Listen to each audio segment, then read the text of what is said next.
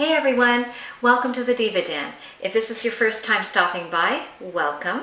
My name is Kelly and I like to post videos each week related to home and lifestyle. So today is another Meatless Monday and I'm going to share another one of my favorite recipes, and it's using sweet potatoes. It's really delicious. You can use it as a side, or in my case, because I am a vegetarian, I will use it as my main dish, perhaps with a salad or maybe another vegetable beside it. And it's really good. And it's even better the next day. The flavors, you know how you get those flavors that just kind of meld together overnight. And you can serve it hot or you can serve it cold. We like it either way. So this is the recipe for my sweet potato. I guess you could call it a casserole. Not really a casserole, but you'll see. I've been making this recipe for a number of years now, so there is no link to share for you below where you can go get it, but I'll try to remember to list all the ingredients and the instructions. But really, it's so simple that you won't have any trouble remembering it. But I'll try and list everything below for you so you can have it and hopefully give it a try at your house. I hope that if you like this video, you'll give it a thumbs up and perhaps share it, and even think about subscribing by hitting that red button below before you exit on out. I'd love to have you join the family here. I'd also love to hear from you on your favorite recipes, especially if it's vegetarian, because I'm always on the hunt for something new in that area. So feel free to share them in the comments below, and thank you if you do. So let's get cooking.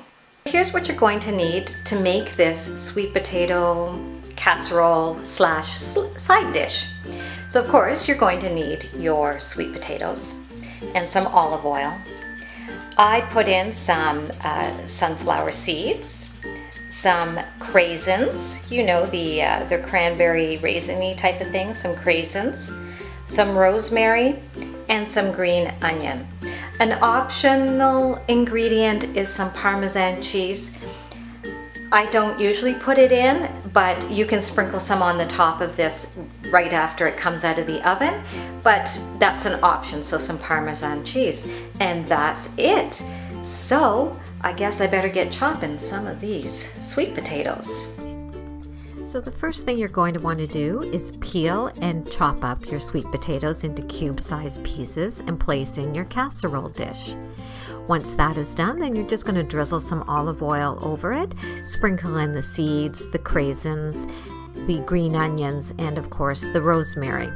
Just give it a quick stir, and then you're going to pop it in the oven at about 375 for 30 to 40 minutes until the sweet potatoes are fork tender. And I wish you could smell the house right now. That rosemary smells so good. It's incredible.